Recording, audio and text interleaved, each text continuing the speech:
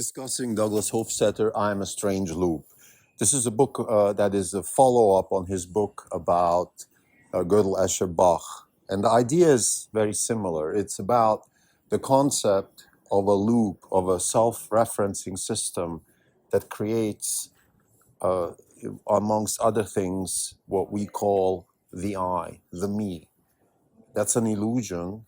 In fact, it's just a combination of self-referential mechanisms, neurons or chemical reactions in the brain.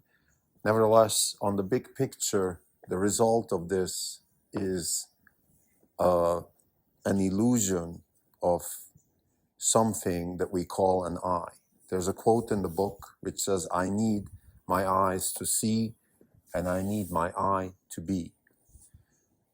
So in order to exist, I need the I. I need to be the I, the me. And it's defined, according to Douglas Hofstadter, through a mechanism of very complex self-referential systems that loop and turn into what we call the I. Now, to me, it's very interesting for a couple of reasons. One is, I think it relates to my work in robotics now and the idea of what is a semantic being, what does it mean to actually exist? It opens a question of how to maybe solve the problem of the Robinson Crusoe robot. In other words, maybe we could bring in an I loop there and create a system that through some self-referential mechanisms turns into something more than just an automaton. In a nutshell, the human is a system that has a central nervous system that is able to collect information and act upon that information. Hofstadter actually explains how this works. So imagine you have an I, you're a person, and then you slightly, and you have certain preferences. For example, you like to fish, you like to ski, you like to surf. You're a modest person when it comes to political views, like you're that type of person.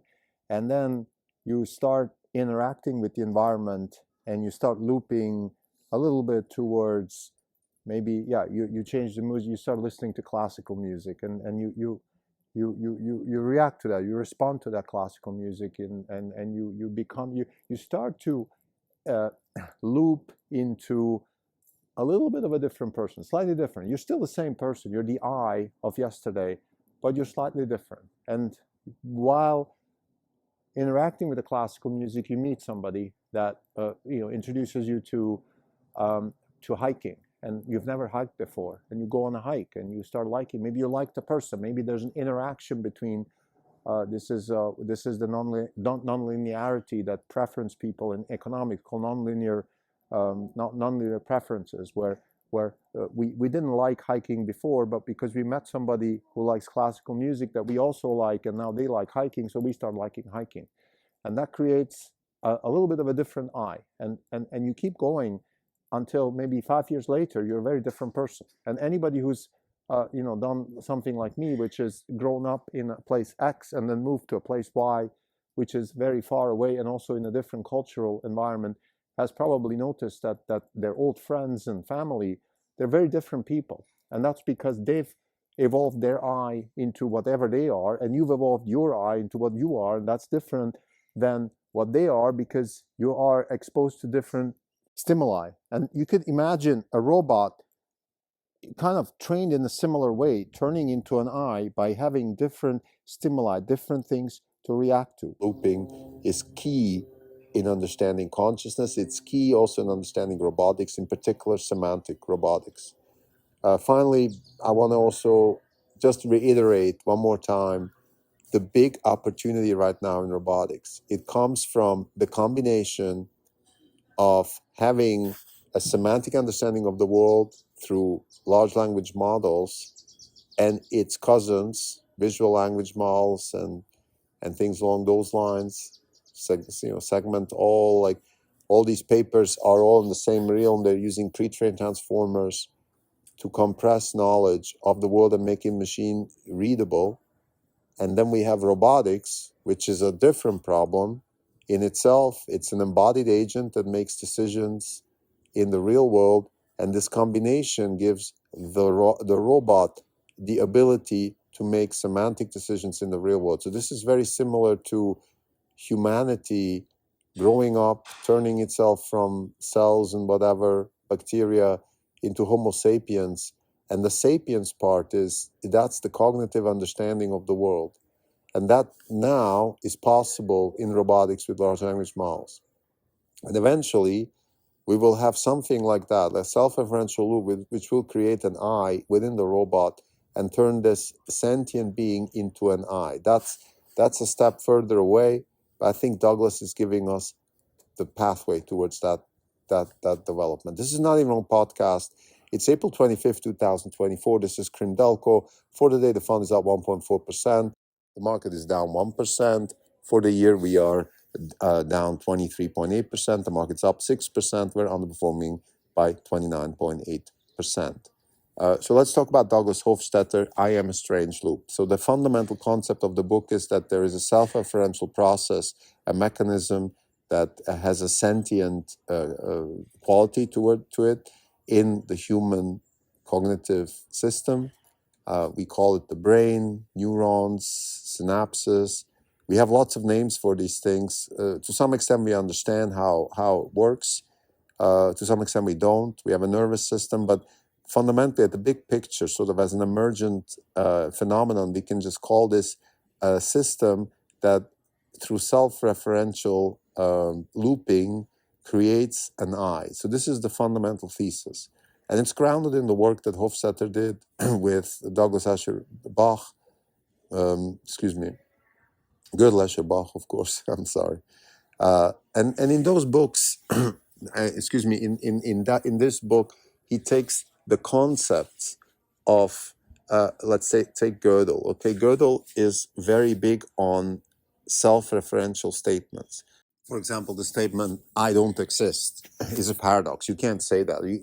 If you have the ability to formulate a sentence that starts with "I," then you can't say you don't exist. Otherwise, you wouldn't be able to say it. So there's a intrinsic paradox here, and this kind of looping is what Douglas is sort of sensitive about, and he's building a whole theoretical framework on top of it, which culminates in the I. That's why the book is called I Am a Strange Loop. Another way to look at this is through the concept, let's say, of free will. Free will is a tautology. You can't have will that is not free. I mean, that's what will is. It's free. Otherwise, it's not will. Otherwise, it's coercion or something. So this concept of free will is a tautology, and in a sense also a contradiction. Like you cannot have not free will. So all the our whole existence as humans is actually built on these types of loops. And what I found fascinating is actually we see the same thing in DNA. So in the, at least to our knowledge, source of life, source of intelligent life, which is DNA. It's the first, this is David Deutsch. Popper spoke about, well, not so much Popper, but David Deutsch. He says, like, the first type of knowledge that Earth created is DNA, and the replication of DNA into RNA and protein and mechanism design out of the source code of DNA. That's the first type of knowledge. The second type of knowledge is the kind of knowledge that we have. And I think he's onto something here. I mean, Douglas and this research I did yesterday with Peter Caradona, an economist at Caltech, who does research on preference revelation, right? And I'm sorry for the tangent, but I'm going to close the loop, pun intended. So here's the thing. So when we have preference revelation, we're trying to figure out what people really want, right? And we find a lot of inconsistencies there with sort of deterministic logic. In other words, like one of the fundamental concepts of economics is that agents are rational, and the way we test it is we give them lots of pairwise choices. Do you like driving a car and having a 2-hour lunch every day? Do you like driving a car and having a 1-hour lunch? Which one do you like more? And you kind of start developing these systems of preferences, and from there you can test whether people are rational. You can also, for example, use this type of methodology now for reinforcement learning with human feedback. There's a lot of preference research in the reinforcement learning community, because what we're trying to get at here is, of course, what is it the people really want?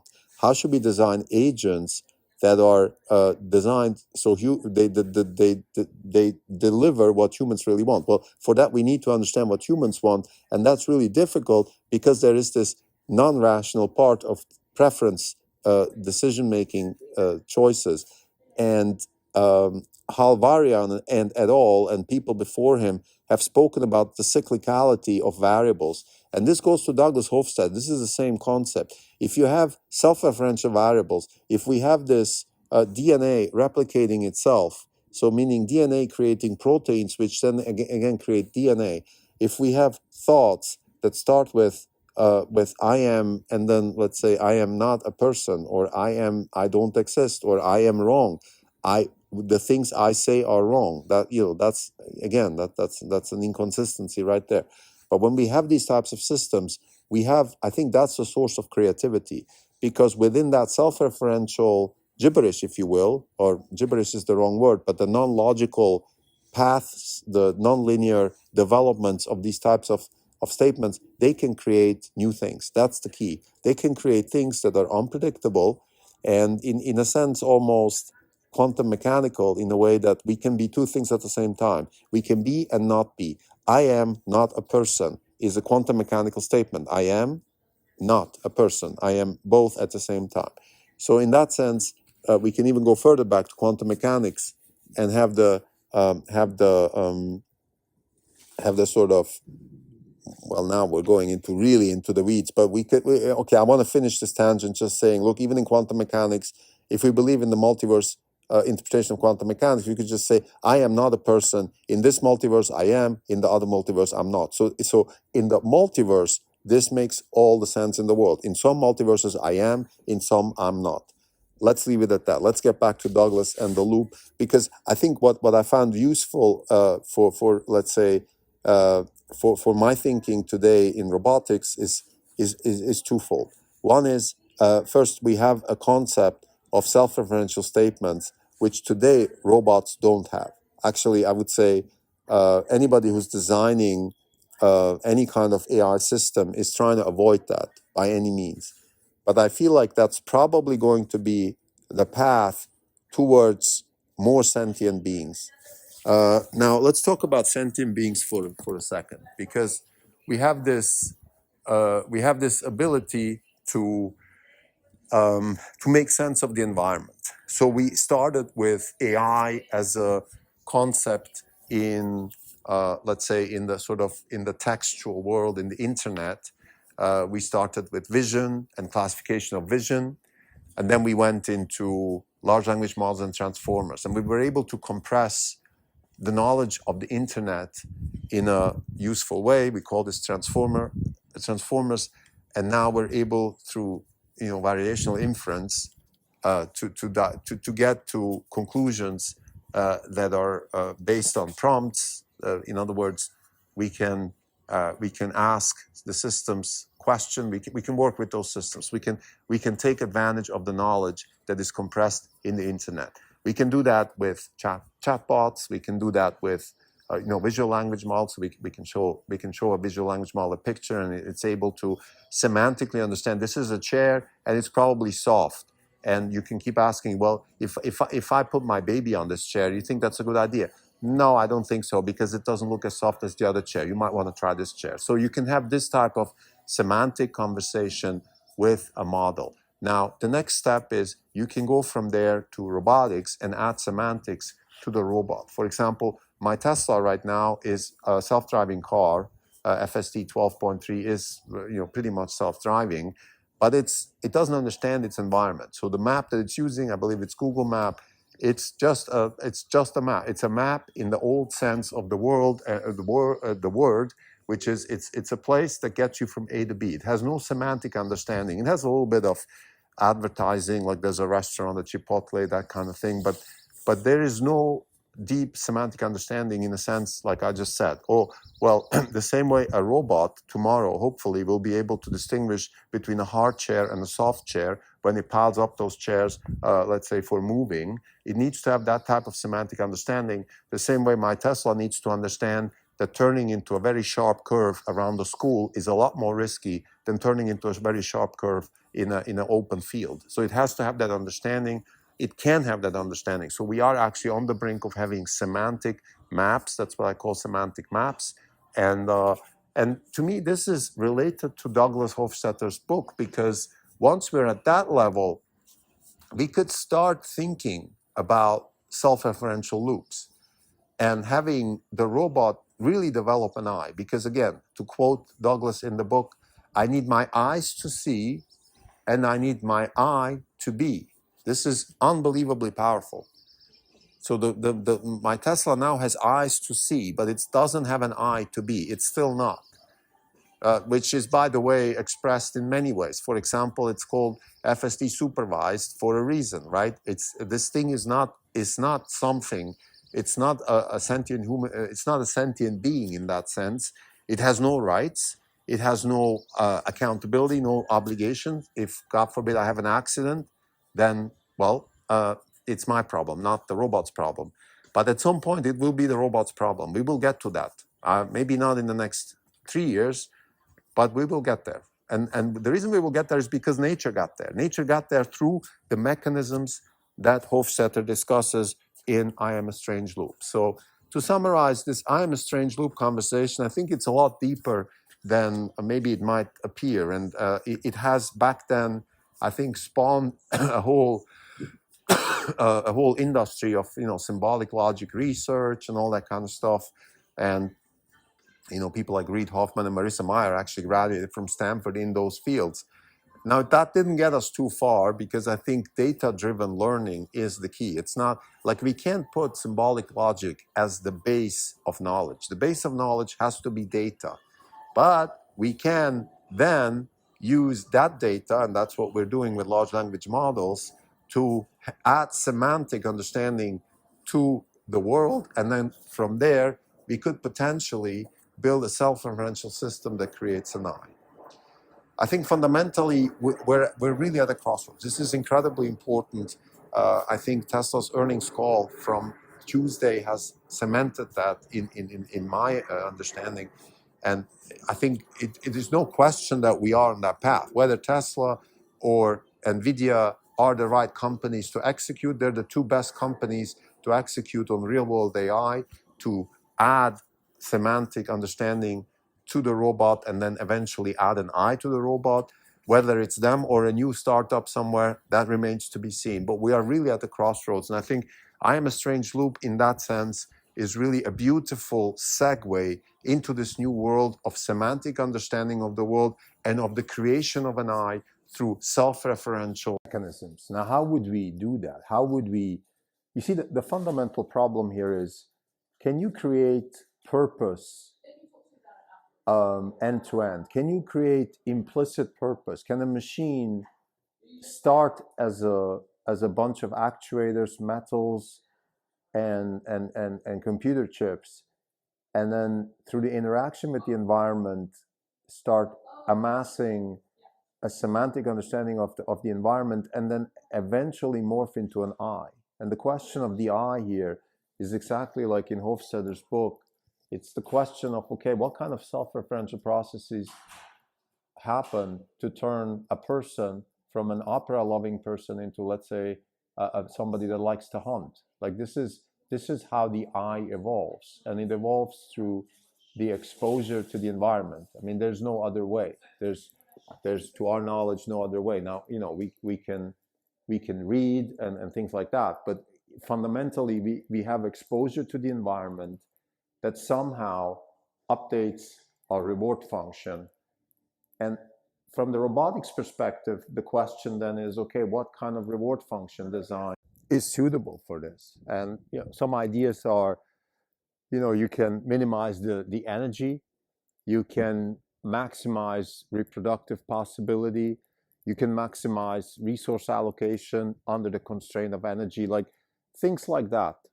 There's still open research, but I think what's important for this episode right now and for us, where do we stand at Orange Capital Partners, right? We're certainly not in the business of creating life per se. That's not our goal. Our goal is a lot more modest. We want functioning robots in the wild that actually generate wealth. And this concept of I is useful because it starts, at least gives you the beginnings of, I think, what's necessary in terms of thinking about the kinds of reward functions that a robot is exposed to. They have to have some sort of adaptability. There has to be almost a meta reward function that is choosing amongst reward functions. So this is one way to think about it, like the meta reward function that minimizes energy, maximizes, again, things like resource allocation under constraints, and then chooses under those certain reward functions that could be better or worse suited for the actual agent in the actual situations that they're in. Imagine robot A and robot B, same metal, same chips, same everything, with a meta reward function, and then you put them in the wild. One, you put them in the wild in somewhere in the Amazon, and the other in California. And then 2 years later you come back, they're different robots, because they were exposed to different types of environments, and therefore they had different reward function design, which was triggered by the meta reward function, and therefore they looped in different ways. This is somehow, I think, the path that I can see, and something that I want to discuss further with particularly with Sergey Levin and the Berkeley people. So I think this is exciting. Like I always say, the best art is the art that makes me work. And if it can't make me work, at least it can make me think. I think this is, this book and some of the presentations I saw recently, like Peter Caradona's presentation about preference revelation, those are the kinds of things that science and arts can bring to the table. I think this is beautiful, and this is also what is the key to wealth creation. Thank you.